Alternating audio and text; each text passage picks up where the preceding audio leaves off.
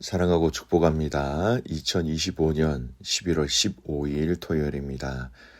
오늘 이 하루 하나님 나라의 백성으로 하나님 나라의 능력을 마음껏 누리시는 귀한 믿음의 가족들 되시기를 축복합니다. 오늘 말씀 제목은 마음의 기경이라는 제목으로 말씀을 나누고자 합니다. 오늘 말씀은 에스라 10장 1절에서 8절까지 말씀입니다. 말씀 봉독합니다.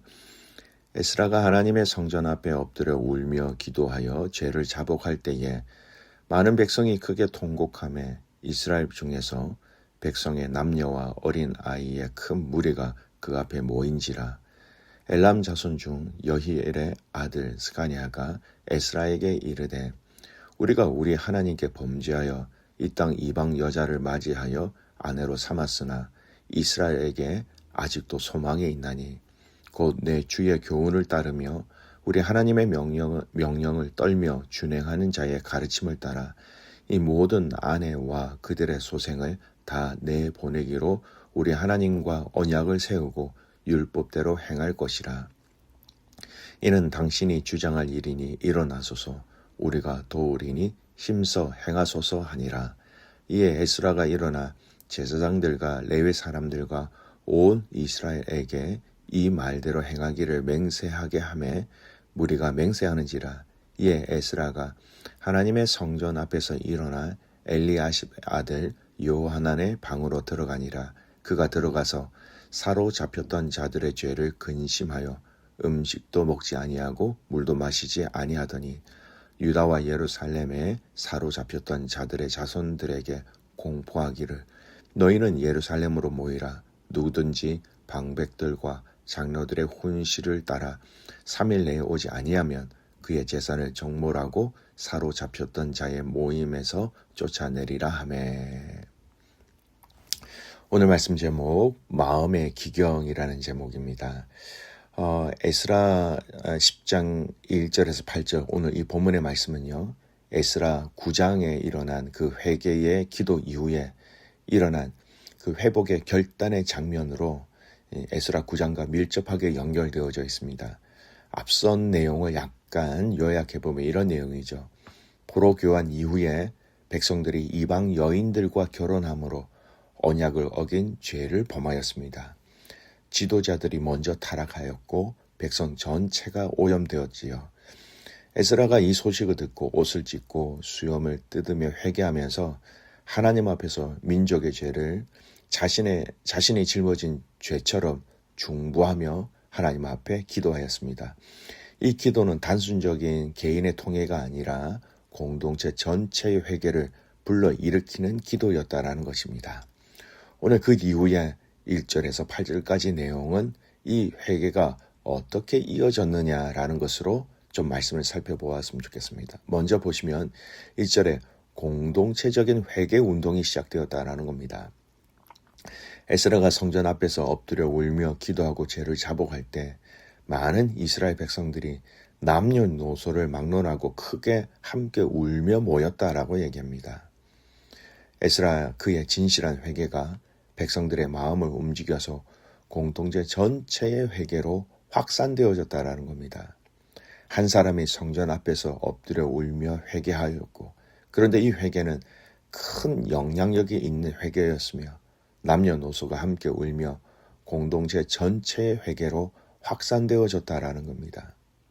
우리 안에 이러한 일들이 일어나기를 소망합니다. 먼저 지도자가 하나님 앞에서 회개, 그리고 영적인 분별력이 있어야 되죠. 그러기 위해서는 하나님 앞에서 공동체를 품고 기도할 수 있는 영성과 마음이 있어야 한다라는 것입니다. 오늘 이 말씀의 주제는 저에게 주시는 말씀이기도 합니다. 공동체의 연약함과 부족함, 죄악의 영역들을 분명히 분별할 수 있어야 하며 하나님께 부르짖어야 할 수 있는 것이 담임 목사의 역할이다라는 것입니다. 리더들의 많은 역할도 있지요. 그러나 성경을 자세히 보면 아브라함도 모세도 영적 리더들은 백성들의 죄악을 가지고 하나님께 부르짖을 수 있는 분별력과 영성이 있어야 한다라는 것입니다. 하나님은 한 사람의 중보기도를 통하여 이스라엘을 멸망시키지 않으시고 그들의 죄를 용서해 주셨다. 하나님은 예수 그리스도 한 분의 그 십자가의 사건을 통하여 우리를 구원해 주셨던 그 원리를 그대로 적용하고 계셨다는 겁니다. 그런 담임 목사, 그런 리더십이 될 수 있도록 여러분 기도해 주시기 바랍니다. 그런 영적 분별력, 영적 결단력이 있어야 하지요. 연약한 지체들이 하나님 앞에서 멀리 떨어지고 죄악의 길로 가고 있는데 그것을 방치해 두면 안 되겠지요. 공동체의 리더십, 그러한 셀 리더, 그러한 청지기의 리더들, 그런 부모, 그런 자녀들이 될 수 있기를 위하여 하나님께 기도하시는 여러분이 될 수 있기를 바랍니다. 그러자 또 스가냐라는 사람이 일어나 그 에스라의 그 회개에 함께 동참하는 얘기를 합니다. 여호엘의 아들 스가냐가 나서서 우리가 하나님께 범죄했지만 소망이 있다라고 얘기합니다. 이방 여인들과 잘못된 결혼을 끊고 하나님의 뜻에 따라서 다시 정결하게 살겠다라고 제안합니다. 일어나라. 이 일은 당신의 책임이니 우리가 도울 것이다. 에스라의 지도력과 백성의 순종이 결합되는 사건이었습니다.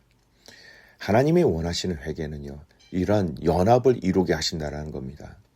한 사람으로 시작된 회개의 역사와 운동은 확장되어져 간다는 겁니다. 스가냐와 같은 사람이 필요합니다.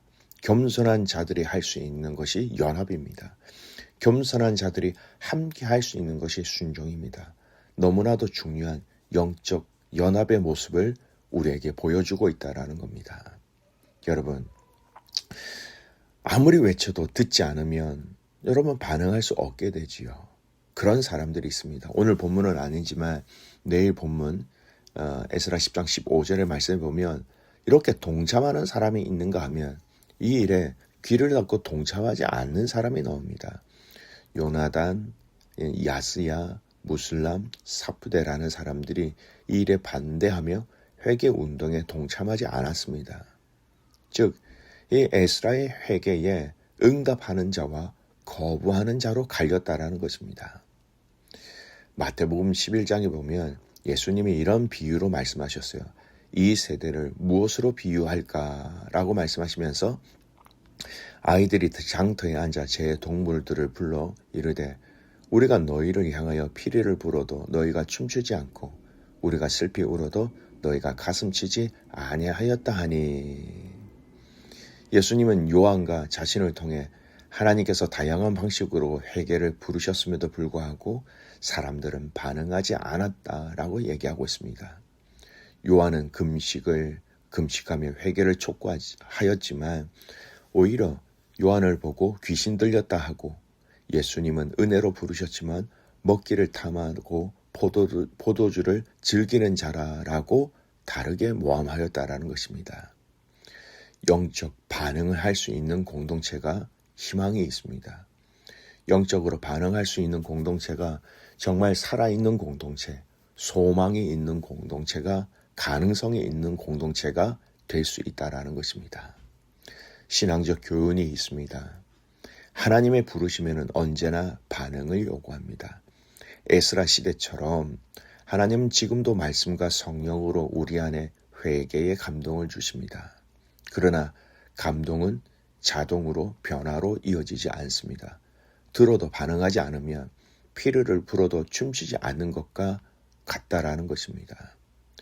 회개에 반응하는 자들에게 소망이 있습니다.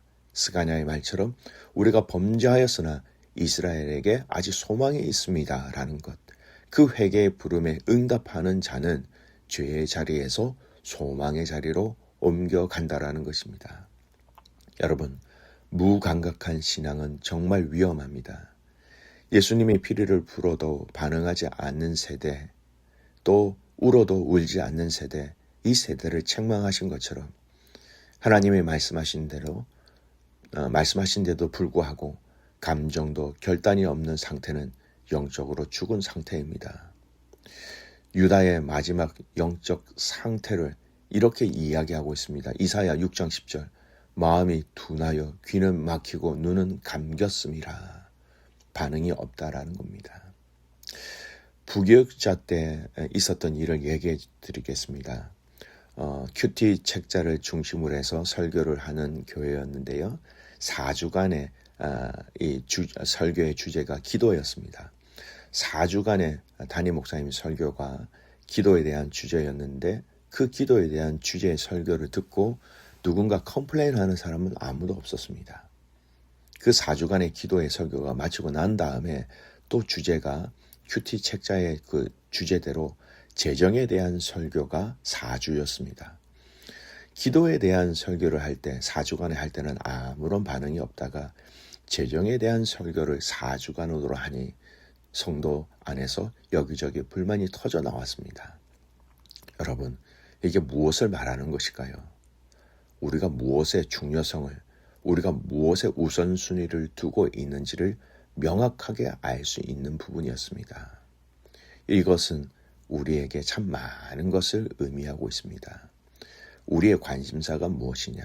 우리가 귀를 닫고 우리가 귀를 열고 있는 것이 정말 하나님이 원하시는 것인지, 내가 원하는 것에 귀를 열고 원치 않은 것에 귀를 닫고 있는지 우리는 우리 자신들을 돌아보아야 한다는 것입니다.